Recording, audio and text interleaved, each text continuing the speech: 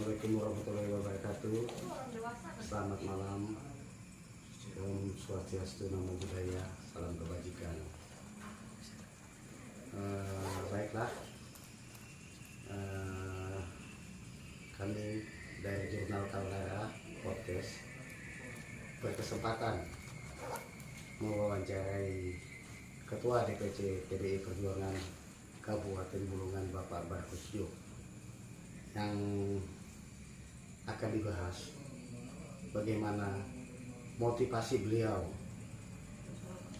kembali ke kancah politik untuk bertarung di pemilu legislatif 2024 dapil Bulungan KPP. Motivasi Bapak maju gimana, Pak? Ya, terima kasih. Assalamualaikum warahmatullahi wabarakatuh. Salam sejahtera untuk kita semua. Saya atas nama Ketua DPC PDI Perjuangan Kabupaten Bulungan, Kalimantan Utara, di mana saya sejak 2009 sampai 2020 3 periode kurang di DPRD Kabupaten Bulungan, di mana pada tahun 2020 saya dicalonkan untuk mendampingi Pak Sigit pada saat itu menjadi calon wakil bupati, sehingga saya mundur dari anggota DPRD. Nah, kalau saya ditanya motivasi saya untuk mencalonkan diri kembali di tahun 2024 yang akan datang ini, motivasi saya adalah apa yang telah saya lakukan selama 3 periode kurang di DPRD Kabupaten Bulungan.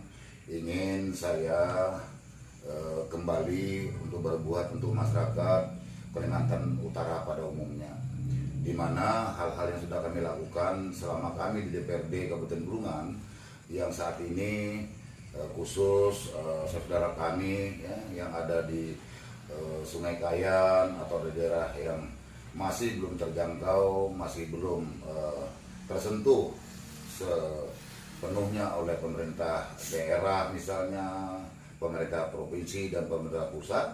Kami berkeyakinan motivasi kami adalah ingin membangun, ingin berbuat untuk daerah-daerah yang saat ini sedang dalam perhatian pemerintah. Itu yang ingin kami lakukan, di mana motivasi kami nanti, saya sebagai anak petani yang selalu bergerak di pertanian misalnya ya, termasuk juga teman-teman kami yang nelayan. Itulah motivasi kami, di mana kami melihat hal-hal yang perlu kami bangun, masih banyak infrastruktur juga belum terbangun dengan baik, bukan karena tidak mampunya pemerintah daerah, pemerintah provinsi, tetapi kami melihat adalah dari kemampuan keuangan daerah itu sendiri.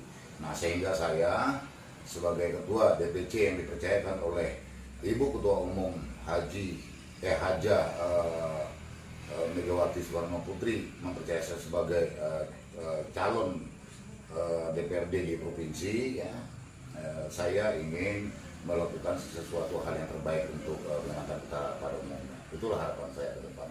Pak, tadi Bapak menyinggung masalah potensi pertanian, perikanan, dan peternakan.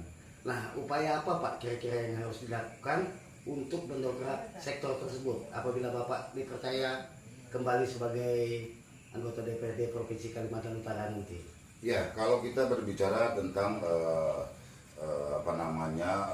pertanian yang ada di Kabupaten Bulungan, khususnya di Kalimantan Utara, yang saat ini kami melihat ya hal-hal yang sudah kami rasakan saat ini, antara hulu dan hilirnya itu belum ketemu. Banyak petani kita yang mau bergerak penanaman jagung misalnya, apa yang sudah dilakukan oleh kelompok tani Tanjung Berlian misalnya, yang berada lokasi di Tanjung Buyu saat ini, masalah sorghum. Kami saat ini sedang berupaya bagaimana penanaman sorghum itu ke depan ya bisa benar-benar ada hulu dan hilirnya. Kami berharap seperti yang sudah dijanjikan oleh Direktur Kementerian Pertanian yang beberapa minggu yang lalu atau hampir 1 bulan yang lalu sudah berkunjung ke kelompok kami. Kami saat ini sedang menunggu bantuan alat-alat pertanian yang ingin diberikan kepada kelompok kami. Nah, kami melihat masalah pertanian yang ada di Kabupaten Bulungan ini ya saat ini potensinya besar. Kami juga berharap kepada dinas terkait agar benar-benar bisa memploting ada beberapa daerah atau kecamatan, desa yang bisa dijadikan agrowisata. Nah, di mana kita saat ini ya saya melihat di Kabupaten Bungan pada umumnya belum ada agrowisata yang benar-benar dibina oleh pemerintah daerah maupun kalau kita berbicara di tingkat provinsi, di tingkat provinsi. Nah, kita harus sebagai perpanjangan tangan masyarakat yang dipercayakan oleh partai ketika kami nanti terpilih menjadi anggota DPRD Provinsi Kalimantan Utara, hal-hal itu yang perlu kami sampaikan kepada dinas terkait sekaligus menyampaikan kepada Bapak Gubernur agar itu nanti bisa kita sinkronisasikan apa yang ingin kita lakukan, apa yang ingin kita buatkan di bidang pertanian. Itu yang kita ingin lakukan. Nah, kembali kita berbicara soal nelayan. Nelayan kita saat ini benar-benar mereka masih banyak melakukan nelayan tradisional. Nah, ada juga yang sudah diperbantukan baik itu dari Kementerian Kelautan atau dari Dinas Pertanian Provinsi, Kabupaten, ya, tapi itu belum maksimal.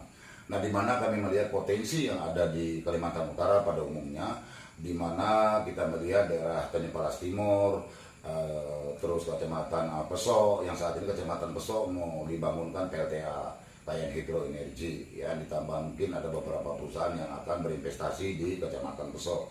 Contoh kita lihat di GP juga, sekarang karyawan akan bertambah, tenaga kerja akan bertambah. Nah, dengan bertambahnya tenaga kerja di dua kecamatan ini nanti tambah lagi yang ada di Kabupaten Belingau, maka ini perlu nelayan-nelayan kita ini ditingkatkan. Bagaimana cara meningkatkannya?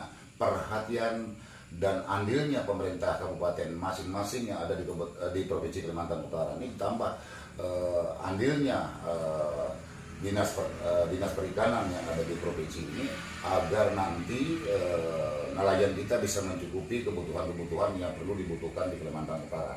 Nah, kalaulah ini nanti tidak diperhatikan oleh dinas terkait di setiap kabupaten kota atau di provinsi, maka kita nanti yang namanya nelayan ini atau hasil tangkap ikan kita, hasil untuk memenuhi kebutuhan yang ada beberapa di daerah kita ini, khusus seperti yang saya sampaikan tadi Kecamatan Peso, terus Tanjung Palas Timur yang ada di Payamantaran, maka kita tidak menutup kemungkinan bisa saja dari daerah luar untuk pemasok ikan ke daerah-daerah kita nanti untuk memenuhi kebutuhan yang ada di Kalimantan Utara.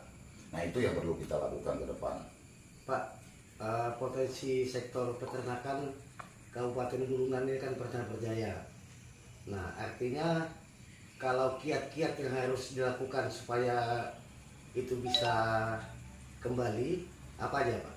Ya, kalau saya ditanya di sektor peternakan, nah ini yang saat ini kekurangan kita ya, apakah pemerintah daerah belum berpikir sampai ke sana.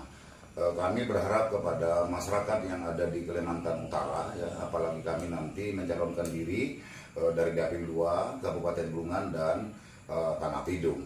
Kami berharap juga kalau masalah peternakan, saya berharap pemerintah daerah bisa membuat percontohan kepada petani atau peternak kita. Kenapa? Kita berharap pemerintah bisa mencari lokasi untuk peternakan kita, baik itu sapi, baik itu kambing yang sudah dilakukan oleh rekanan kita, saudara kita, kalau tidak salah Pak Aso sudah mulai mengembangkan peternakan kambing yang ada di Kalimantan Utara ini. Nah, saya berharap kepada pemerintah provinsi Kalimantan Utara, coba saya kalau bisa menghimbau dan memberikan masukan kepada pemerintah Provinsi Kalimantan Utara mencari satu lokasi yang cocok minimal sampai 20-30 hektar. Biarkanlah itu dibebankan atau ditugaskan kepada dinas peternakan kita yang ada di Provinsi Kalimantan Utara untuk pengembangan. Nah, dari hasil itu nanti bisa menjadi mereka nanti akan bisa menghasilkan anak-anaknya. Anak dari peternakan itu misalnya contoh sapi bisa dibagikan kepada petani-petani peternak yang ingin membutuhkan, sehingga kita tidak setiap tahunnya menganggarkan hanya membeli bibit dari luar. Itu perlu ditangani oleh pemerintah itu sendiri. Ya. Terima kasih Bapak Maruf Sujuk yang sudah bersedia wawancara podcast dengan Jurnal Kaltara. Semoga harapan Bapak bisa diakomodir oleh pemerintah untuk kesejahteraan masyarakat Kabupaten Bulungan khususnya dan Provinsi Kalimantan Utara.